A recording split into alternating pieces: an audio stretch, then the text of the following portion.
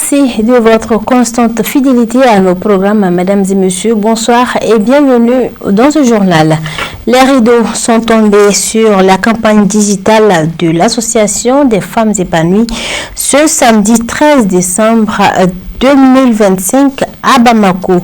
Cette campagne qui s'inscrit dans le cadre des 16 jours d'activisme contre les violences basées sur le genre avec comme thème Ensemble faisons du 13 décembre 2025 un tournant historique contre les violences basées sur le genre. Compte rendu Khadia Traoré et Samba Traoré.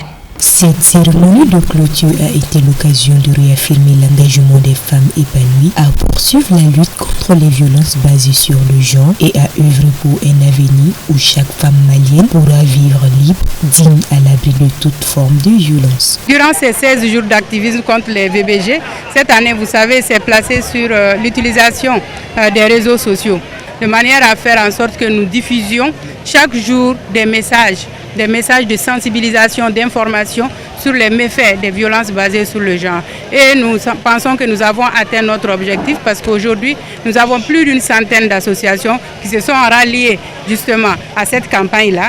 Régulièrement, tous les jours, plus de 400 personnes font des messages et diffusent. Et en même temps, nous avons fait des visuels donc avec ces 16 messages-là pendant ces 16 jours. Donc nous pensons que cette campagne-là porte tout son sens parce qu'en réalité, c'est pour dire aux femmes et aux enfants, et même à certains hommes qui sont victimes des violences basées sur le genre, qu'ils ne sont pas seuls. Et que désormais, nous sommes debout comme un seul homme, une seule femme, pour lutter contre ce fléau qui mine notre société. La dite activité a réuni des représentants du gouvernement, des organisations de la société civile et des partenaires internationaux, tous engagés à mettre fin aux violences basées sur le genre et à promouvoir les droits des femmes et des filles au Mali. Votre initiative de campagne digitale est inspirante et inédite au Mali. Elle a réveillé les consciences et a transformé un combat en une conversation nationale. Aujourd'hui, nous venons de témoigner collectivement du pouvoir de l'engagement public. Le mur digital des engagements que nous avons découvert n'est pas qu'une simple œuvre technologique. C'est un serment national. Chaque clic, chaque message, chaque nom inscrit est une promesse faite à nos mères, à nos sœurs et surtout à nos enfants. C'est le compteur de la dignité qui doit désormais toujours s'élever. J'ai été profondément touché par le bilan de campagne digitale qui vient d'être présenté. Au-delà des chiffres, ce sont les témoignages des personnes survivantes que nous allons écouter dans un instant qui nous rappellent l'urgence de notre mission. À ces femmes et enfants, nous leur disons ceci. Vous n'êtes plus seuls. Votre courage est notre bouclier et votre guérison est notre victoire. La cérémonie a été marquée par des prestations artistiques, la remise des attestations, des témoignages et la signature de la charte Stop aux violences basées sur le genre, entre autres.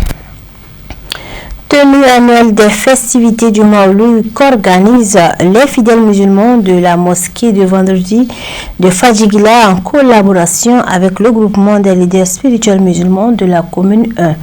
Moment de spiritualité empreint d'émotion, l'événement s'est déroulé le samedi 13 décembre 2025 au dit quartier en présence de leaders religieux, chefs coutumiers et forces de l'ordre venus pour la circonstance. Samaïla Sanogo nous en dit plus. Cet espace qui est le respect d'une tradition est en cours depuis près de 3 décennies. Ponctueux de dévotion et de solidarité à l'endroit de certaines couches vulnérables, les travaux s'inscrivent dans la suite logique des festivités commémorant la naissance du saint prophète Mohammed, paix et salut sur lui. Chaque année, les vieilles personnes de Fadjiguila, principalement nos mamans, organisent les festivités de Maouloud. Ça fait 30 ans qu'elles organisent. Elles donnent de l'argent aux veufs et aux veuves et puis aux enfants orphelins de Fadjiguila. Chaque année, elles organisent. Maintenant, cette année, ça a été déplacé un peu à cause de quelque chose. Maintenant, aujourd'hui, on a organisé cette fête pour rendre hommage, donner de l'argent aux orphelins, faire des prêches. occasionnant la présence des leaders religieux, chefs coutumiers et agents de sécurité autour des fidèles musulmans de Fadjiguila. Le moment est saisi par les intervenants pour saluer et réitérer leur engagement à soutenir l'initiative. Nous saluons cette occasion le Haut Conseil islamique, principalement le Haut Conseil islamique de Fadjiguila, les jimans, l'imam de la mosquée, le chef de quartier, ainsi que toutes les personnes intéressées à cette occasion. Nous vous remercions tous, nous saluons tous pour votre présence massive. Se réjouissant de la forte mobilisation des musulmans autour de l'initiative jugée noble puisqu'elle célèbre la naissance du prophète Mohammed, paix et salut sur lui, et de sa bonne tenue. Les différents intervenants se succédant à la parole ont affiché leur satisfaction. Aujourd'hui, on est au Mawloud de Fadjiguila, de notre ami et notre confrère co-religionnaire, Imam Sissé. C'est Mohamed Sissé qu'on appelle Maïga. On est là, chaque année nous venons, nous prions pour les pays. Et normalement, le président du Haut Conseil islamique du Mali et le président du groupement, Chérif Ousmane Mananedra, est toujours présent à cet événement. Mais pour des raisons de voyage, c'est son fils qui va venir, qu'on attend incessamment sous peu.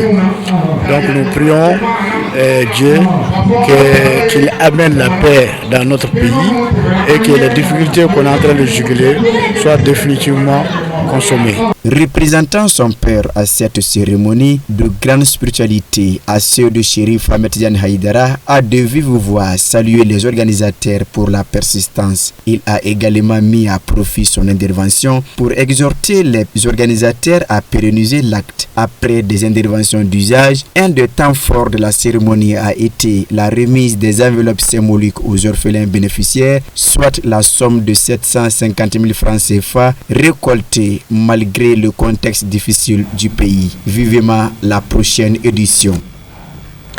Le fils du guide spirituel des Ansar, Saïd Ahmed Tidiane Haïdara, a reçu le comité Ansardine de Bamon dans le cadre d'une visite de courtoisie. La délégation était composée d'hommes et de femmes, tous Ansar et sympathisants. C'était le week-end dernier dans la famille chérifienne à Bankoni.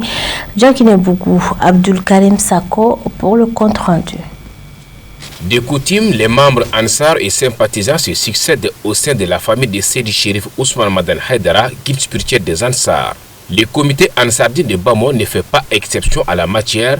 C'est ainsi que cette délégation s'est rendue à la famille chérifienne pour une visite de courtoisie. Elle a été reçue par le fils du guide spirituel des Ansar, Chérif Ahmed Tidiane Haïdara, qui les a accueillis au nom de son père et à celui de la famille entière. Les échanges ont trait à l'expression de reconnaissance et de sollicitation des bénédictions des shérifs pour le développement du comité, mais aussi pour la réalisation des vœux individuels de ses membres. Les visiteurs s'estiment heureux d'avoir été reçus par Chérif Ahmed Tidiane Haïdara. Celui-ci a pour sa part salué et remercié ses hôtes pour leur estime et amour pour la famille chérifienne. La rencontre s'est achevée par des bénédictions. L'Association des jeunes premiers du Mali et l'Union des radios pour l'orpaillage du Mali ont organisé ce samedi 13 décembre 2025 à Bamako la cérémonie de remise de trophées aux hommes et femmes de l'année 2025. 10 personnalités étaient à l'honneur. Le compte rendu dans ce reportage. L'Association des jeunes premiers du Mali, fidèle à sa tradition, en collaboration avec l'Union des radios pour l'orpaillage des mines au Mali, a célébré les hommes et femmes de l'année 2025 en faveur de cette cérémonie de distinction afin de reconnaître, encourager et récompenser ces personnalités qui ont marqué l'année de par leur détermination pour le développement du pays, chacun dans son domaine d'intervention. C'est pour honorer certaines personnes qui ont dû faire de bonnes choses au niveau de l'année 2025. Et il s'agit de l'AGPM et de l'UROM. Donc on a ciblé dans notre pays certaines personnalités, que ce soit des maires ou bien des transitaires, également des miniers qui ont dû faire quelque chose, qui ont marqué l'année. Donc nous avons décidé de les honorer pour les encourager. Parce qu'en tant que des hommes de presse, nous savons que certaines personnes ont fait des choses quand même qu'il faut montrer à notre pays.